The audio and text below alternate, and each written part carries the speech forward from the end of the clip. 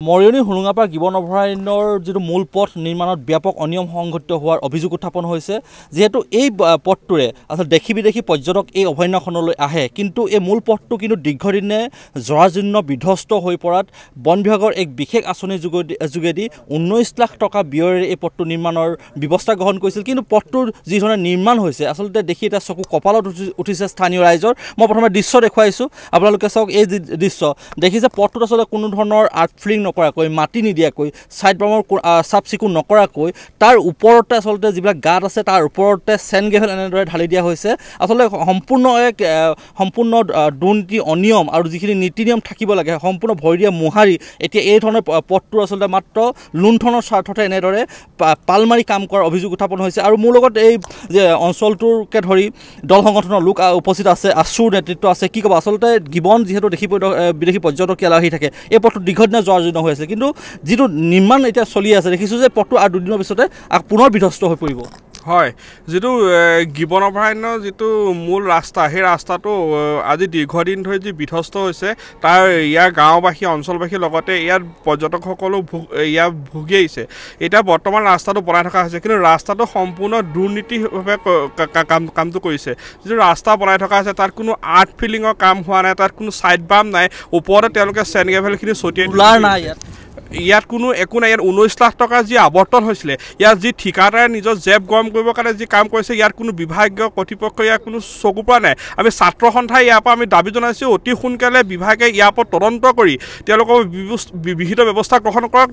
বিহিত ব্যৱস্থা গ্ৰহণ কৰালৈকে এই ৰাস্তা কাম বন্ধ থাকিব লাগিব অন্যথা ছাত্ৰ সন্থাই গণতান্ত্ৰিকভাৱে আমি কাৰ্যসূচী ল'ম আৰু ইয়াৰ পৰা আমি অসমৰ মুখ্যমন্ত্ৰী ডাঙৰীয়াকো ইয়াৰ তদন্ত বিচাৰিছোঁ নিশ্চয়কৈ আচলতে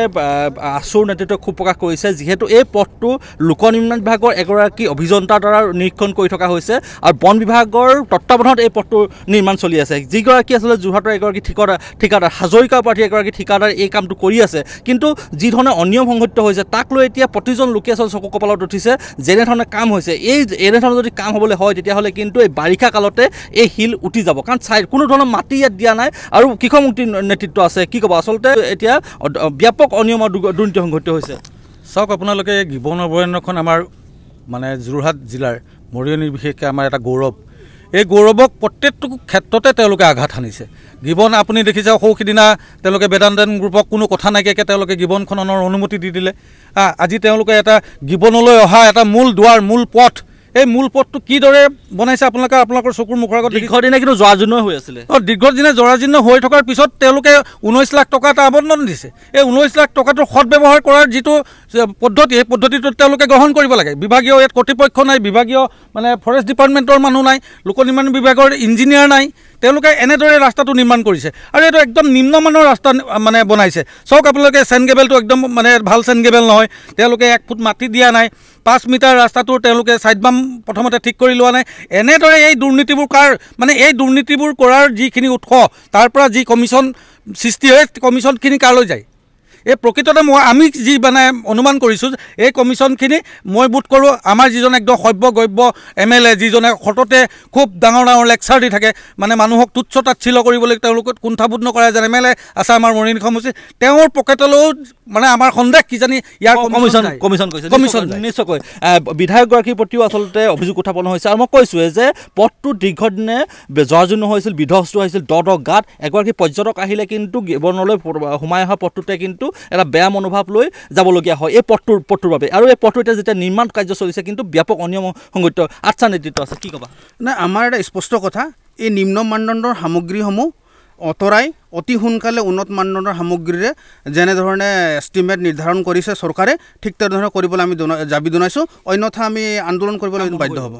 আমি কালিৰ পৰা কাম বন্ধ কৰিম এটা স্পষ্ট কথা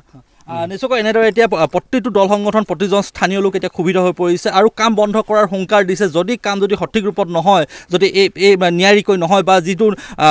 এষ্টিমেট অনুযায়ী বা যিসমূহ নীতি আছে সেই অনুসৰি যদি নহয় কাম বন্ধ কৰাৰ ইতিমধ্যে হুংকাৰ দিছে আচ্ছাকে ধৰি এই দল সংগঠনে আচলতে এটা কথা ক'বই লাগিব যে গিবন মৰিয়নি নহয় যোৰহাটৰ এক গৌৰৱ আৰু এইখনৰ আচলতে প্ৰতিদিনে দেখি বিদেশী পৰ্যটকৰ আগমন ঘটে কিন্তু এই যিটো মূল পথটো এতিয়া দীৰ্ঘদিনে বিধ্বস্ত হৈ থকা পাছত এতিয়া যি নিৰ্মাণ কাৰ্য চলি আছে কিন্তু নিৰ্মাণত ব্যাপক অনিয়ম সংঘটিত হোৱাক লৈ এতিয়া প্ৰতিজন লোক স্থানীয় যি লোক আৰু লগতে দল সংগঠন ক্ষোভিত হৈ পৰিছে আৰু পথটো আচলতে নিয়াৰিকৈ ভালদৰে নিৰ্মাণ কৰিবৰ কাৰণে এতিয়া দাবী উত্থাপন কৰিছে আপুনি বিচৰা বাতৰি পাব কেৱল নিউজ 18 এপত নিউজ 18 এপ ডাউনলোড কৰিবলৈ স্ক্যান কৰক এই QR কোড গুগল প্লে ষ্টৰতো পাব এই নিউজ 18 এপ